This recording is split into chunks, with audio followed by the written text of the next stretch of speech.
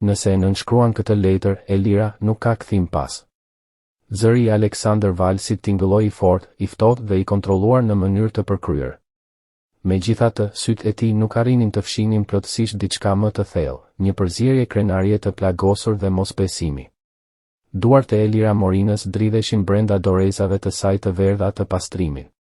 Ajo ishte ulur përballë një tavoline të bardhë të përkryer në atë shtëpi të madhe luksoze në San Pedro Garza Garza, një nga zonat më ekskluzive të Monterrey. Zyra ishte e ndriçuar nga drita natyrale që hynte përmes dritareve të mëdha. Muret blu të qelta, mobiljet elegante dhe figurat e arta mbi raftet ishin vendosur me një rregull perfekt. Gjithçka në atë dhomë fliste për pushtet, para dhe për sosmëri. Përveç saj.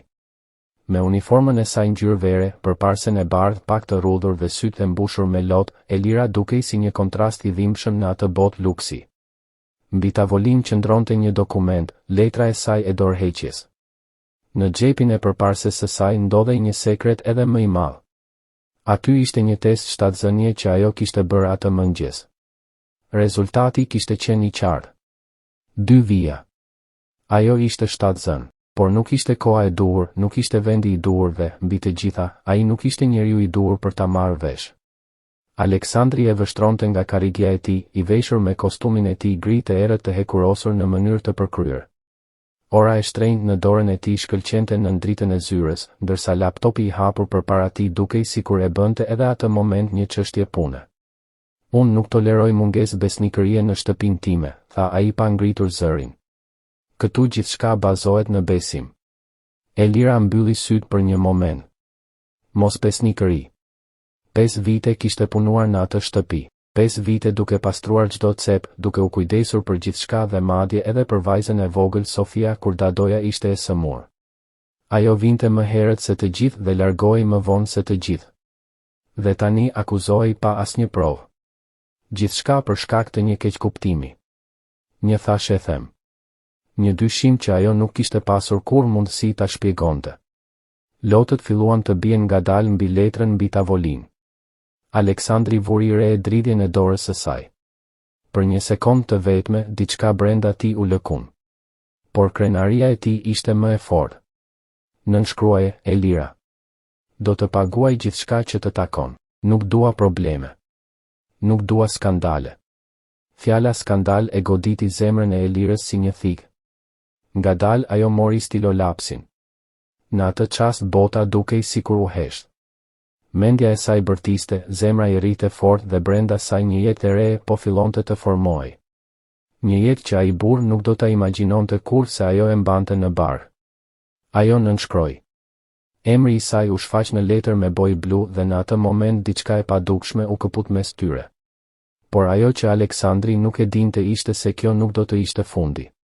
Do të ishte vetëm fillimi. 5 vite më vonë, ai burr do të gjunjëzohej përpara saj duke kërkuar një shans që nuk do të ekzistonte më. Por përpara se të ndodhte kjo, kishte një të vërtetë që askush nuk e kishte parë të vinte. Elira u ngrit ngadalë nga karrigia.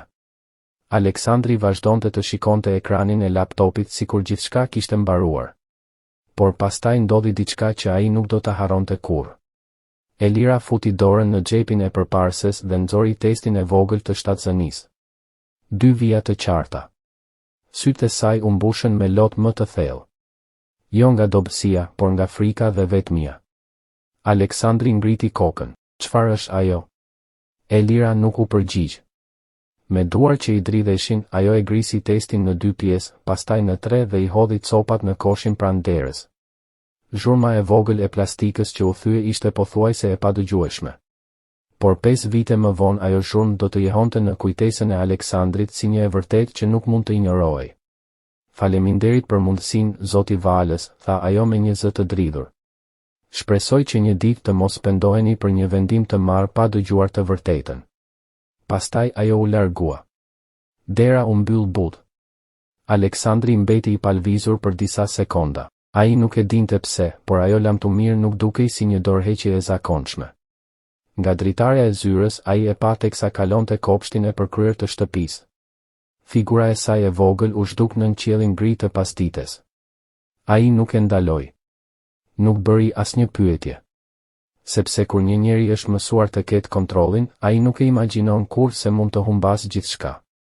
Atë natë, Aleksandri darkoi vetëm si zakonisht. Shtëpia ishte e pastër, e qetë dhe e rregullt, por kishte një boshllëk të çuditshëm. Ndërkohë, disa kilometra më larg, në një lagje të thjeshtë të Guadalupe, Elira ecte në shi me një dorë mbi barë. Zemra e saj ishte e mbushur me pasiguri.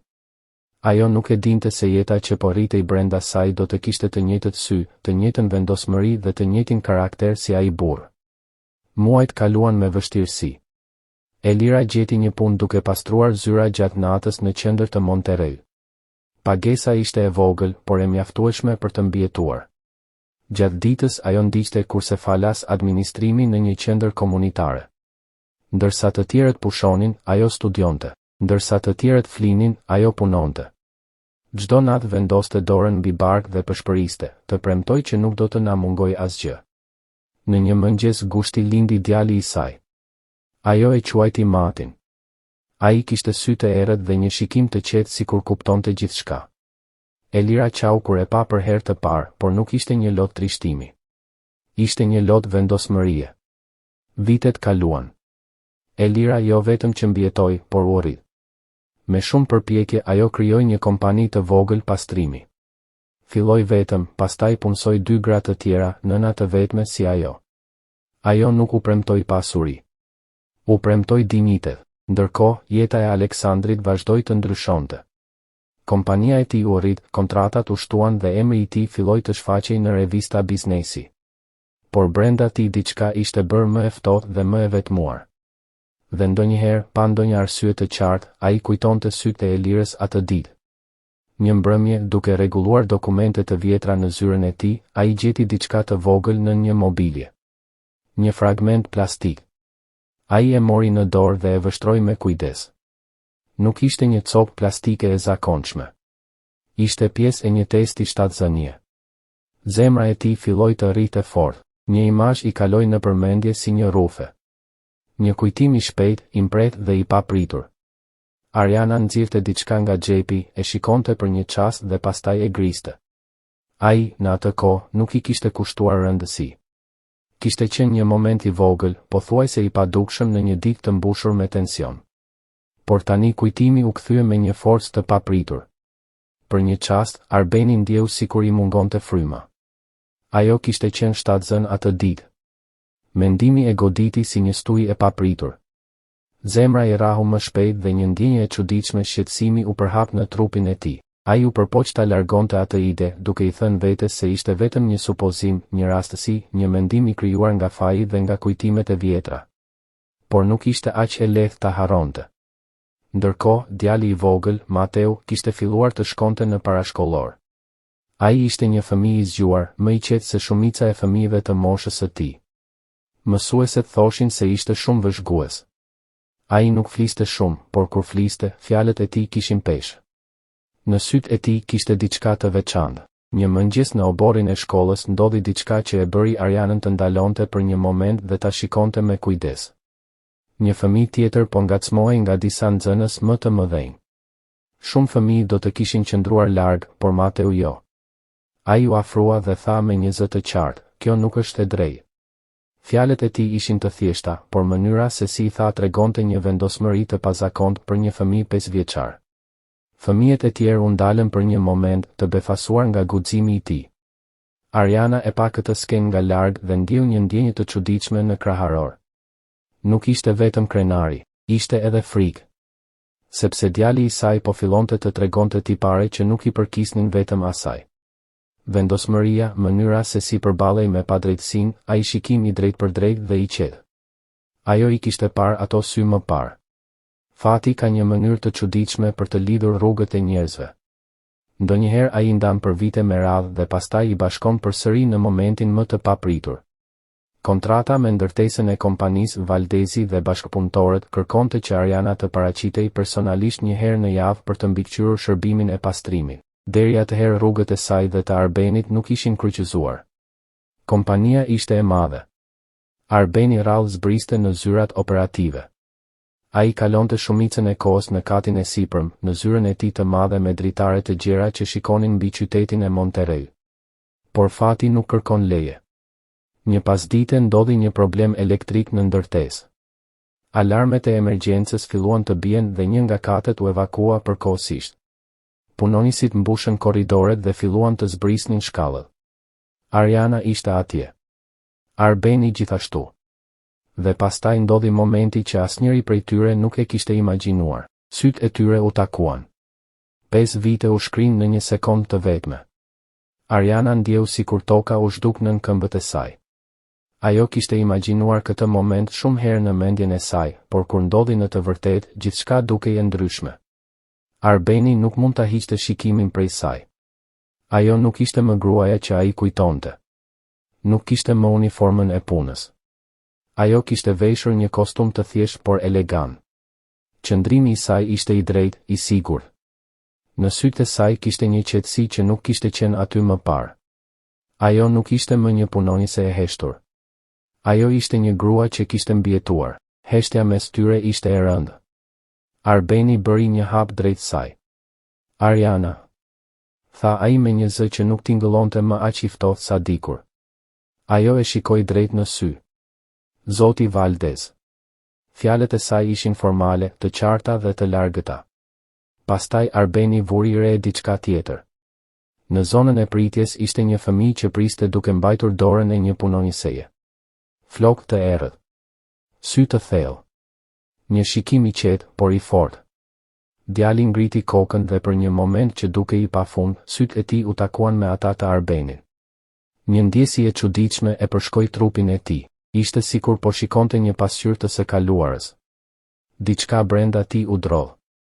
Ai nuk e kuptonte ende pse, por e ndjente se ai moment nuk ishte i zakonshëm. Pak minuta më vonë alarmi ndaloi dhe njerëzit filluan të ktheheshin në zyrat e tyre. Kur Arbeni u kthye në hol, Ariana dhe djali ishin larguar. Ai qëndroi për disa çaste duke parë rreth e rrotull, sikur përgjigjet mund të ishin ende në ajër. Kush ishte ajo grua? Pyeti ai recepcionisten. Ajo është zonja Morina, u përgjigj ajo. Ajo është pronarja e kompanisë së pastrimit që kemi kontraktuar prej disa muajsh. Është shumë profesionale. Fjalët e saj e goditën Arbenin në një mënyrë të çuditshme. Jo sepse suksesi i saj e shqetësonte, por sepse i kujtoi diçka që ai kishte bërë vite më parë. Ai kishte besuar në një dyshim pa prova. Kishte marrë një vendim pa e dëgjuar të vërtetën. Kur u kthye në zyrën e tij, ai nxori nga sirtari një copë të vogël plastike që e kishte ruajtur për vite me radhë. Ishte një fragment i një testi shtatzanie. Bia Rose ishte ende e dukshme, megjithse e zbeh. 5 vite. 5 vite heshtje. Nëse Ariana kishte qenë shtatzën atë ditë, atëherë ku ishte tani ajo fëmijë, dhe pse sytë e atij djali në hol i dukeshin aq të njohur? Atë natë Arbeni nuk mundi të flinte. Kujtimet vazhdonin të ktheheshin pa pushim. Ariana duke nënshkruar letrën e largimit. Testi i shtatzënisë që ajo grisi. Fjalët e fundit që ajo kishte thënë para se të largohej. Shpresoj që një ditë të mos pendoheni për një vendim të marrë pa dëgjuar të vërtetën. Tani ai e kuptonte se ajo fjali kishte pasur një kuptim shumë më të thellë. Të nesërmen në mëngjes, Arbeni mori një vendim. Ai nuk mund të jetonte më me dyshimin. Ai kërkoi që të organizojë një takim zyrtar me kompaninë e pastrimit për të diskutuar rinovimin e kontratës. Ishte një justifikim profesional. Por arsyeja e vërtet ishte tjetër. Ai kishte nevojë për përgjigje. Kur Ariana mori telefonatën, ajo e kuptoi menjëherë se nuk ishte një rastësi. Megjithatë, ajo nuk kishte ndërmend të ikte. Ajo nuk ishte më gruaja që ishte larguar nga ajo shtëpi me lot në sy. Ajo ishte një grua që kishte ndërtuar jetën e saj. Dhe këtë herë, ajo do ta përballonte të vërtetën duke e mbajtur kokën lart. Mirë, u përgjigj Arbëri me një zë të qetë. Rezultati do të vinte pas 2 javësh. 2 javë që kaluan ngadalë me një tension që rritej çdo ditë si një hije e padukshme mbi jetën e të gjithëve. Gjatë atyre ditëve, Arbëri filloi të mësonte më shumë për jetën e Mateu. Jo për të përzier apo për të kontrolluar, por për të kuptuar. Ai zbuloi se djali ishte një nxënës shumë i mirë në shkollë. Mësuesit e përshkruanin si të zgjuar, të qetë dhe të drejtë. Ai ishte një nga ata fëmijë që nuk kërkon vëmendje, por që gjithmonë bën gjën e duhur. Një detaj e tronditi Arberin më shumë se çdo gjë tjetër. Në një takim të fundit në shkollë, mësuesja kishte pyetur fëmijët se çfarë donin të bëheshin kur të rriteshin. Shumica kishin dhënë përgjigje të zakonshme: pilot, mjek, sportist. Por Mateu kishte thënë diçka tjetër. Dua të ndërtoj ndërtesa që zgjasin shumë kohë. Kur Arberi dëgjoi këtë fjali, një ndjenjë e fortë i përshkoi trupin. Ishte sikur një pjesë e tij po reflektoi në atë fëmijë. Gjaku nuk trashëgon vetëm pamjen fizike. Ai trashëgon edhe instinktet, ëndrat dhe mënyrën se si një njeri sheh botën. Copat e historisë po fillonin të lidhen. Kur më në fund erdhën rezultatet e testit, Arberi tashmë e ndjente përgjigjen brenda vetes.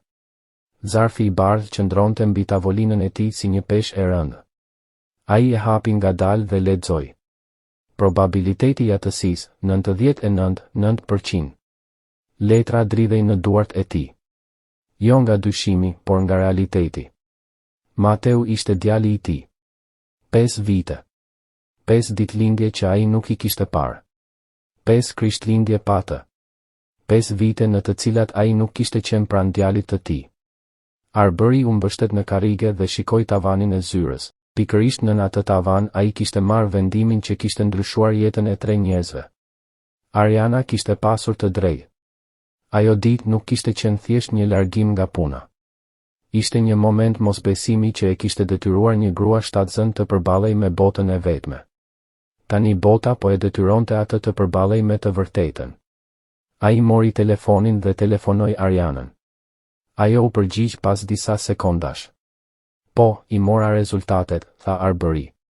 Në anën tjetër të telefonit pati një heshtje të shkurtër. E imagjinoja, tha Ariana me qetësi. Është pozitiv. Një tjetër pauzë e qetë. Nuk ishte një surprizë për të. Ishte vetëm një konfirmim. Çfarë do të bëjmë tani? Pyeti ajo. Arberi mori frymë thellë. Për herë të parë pas shumë vitesh ai nuk kishte një plan të qartë, as strategji, as këshilltar. Dua ta njoh, tha ai. Ariana e kuptoi menjëherë kuptimin e atyre fjalëve. Jeta e tij nuk do të ndryshoj brenda një nate, u përgjigj ajo me qetësi. Nuk do ta ekspozoj ndaj diçkaje që ai nuk e kupton. Nuk dua ta marr nga ty, tha Arberi menjëherë. Dua vetëm të marr përgjegjësi. Ariana mbylli syt për një moment.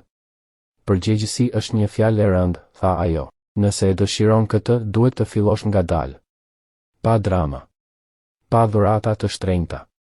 Pa përpjekje për të blerë dashurinë e tij. Arberi e kuptoi paralajmërimin. Ai nuk mund të shfaqej pa pritur si baba.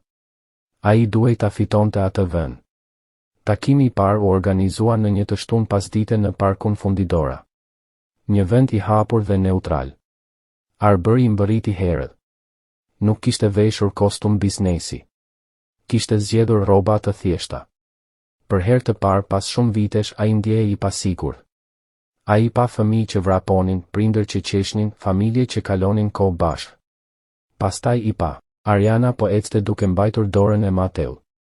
Djali kishte veshur një bluzë blu dhe një kapele të vogël. Zemra e Arberit u shtrëngua. Ai ishte djali i tij. Jo një ide. Jo një mundësi. Një fëmijë i vërtet. Ariana u afrua e para. Mateu, tha ajo me qetësi, ky është Arberi. Ai është një mik. Mateu ngriti sytë dhe e pa Arberin drejt në sy. Nuk kishte frikë. Vetëm kuriozitet. Përshëndetje, tha djali. Përshëndetje, Mateu, u përgjigj Arberi duke u përpjekur të ruante qetësinë. Djali anoi pak kokën. Ti je zotëria e ndërtesës së madhe, tha ai. Arberi u habi. Po, tha ai me një buzëqeshje të lehtë. Punoj atje.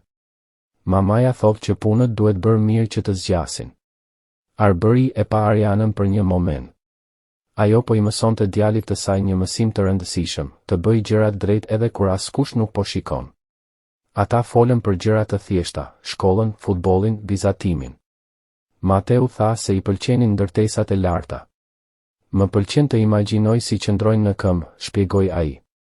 Gjithçka duhet të jetë e lidhur mirë, përndryshe bie. Arberi e kuptoi se ajo fjali nuk ishte vetëm për arkitekturën. Ishte edhe për jetën.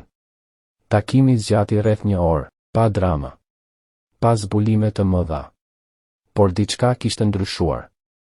Në javët që pasuan, Arbery filloi ta takonte Mateun çdo të shtunë në park. Ata luanin, flisnin dhe qeshnin. Ai nuk e detyroi asgjë. Gradualisht djali filloi ta kërkonte. Do të vish të shtunën, e pyeste. Një ditë Mateu bëri një pyetje të thjeshtë, pse nuk ishe këtu më parë? Arbery nuk kërkoi justifikime. Sepse bëra një gabim, tha ai me sinqeritet. Mateu e pa për disa sekonda dhe pastaj tha, tani po dëgjon. Fëmijët kanë një mënyrë të thjeshtë për të kuptuar të vërtetën. Pas disa javësh, Ariana vendosi se ishte koha t'i tregonte të vërtetën. Ata u ulën në divanin e vogël në shtëpi. Mateu, tha ajo me qetësi, Arbery nuk është vetëm një mik. Djali i pa të dy. Ai është babai yt. Mateu nuk bërtiti dhe nuk qau. Ai vetëm mendoi për një moment. Është e vërtet, pyeti ai. Po, tha Arbery. Djali heshti për pak dhe pastaj bëri një pyetje tjetër, pse nuk ishe këtu? Sepse bëra një gabim dhe më desh kohë ta kuptoja. Mateu u afrua dhe e përqafoi shkurt. Ishte një përqafim i vogël, por për Arberin kishte më shumë vlerë se çdo marrëveshje milionëshe. Ishte fillimi i një shansi të dytë. Me kalimin e muajve, Arbery filloi të bëhej pjesë e jetës së djalit. Ai shkonte në takimet e shkollës, shikonte ndeshjet e futbollit dhe dëgjonte ëndrat e tij për të ardhmen. Një ditë Mateu bëri një vizatim në shkollë. Në vizatim ishte një ndërtesë e madhe dhe përpara saj 3 figura që mbanin duar. Mamaja, babai dhe unë, tha ai me buzëqeshje. Arbery ndjeu një përzierje emocionesh. Sepse ajo familje nuk ishte perfekte. Por ishte reale. Dhe po ndërtohej çdo ditë me durim, respekt dhe një të vërtetë që më në fund ishte pranuar, sepse ndonjëherë jeta nuk të jep një fillim të përsosur, por të jep një mundësi të dytë për të ndërtuar diçka më të fortë.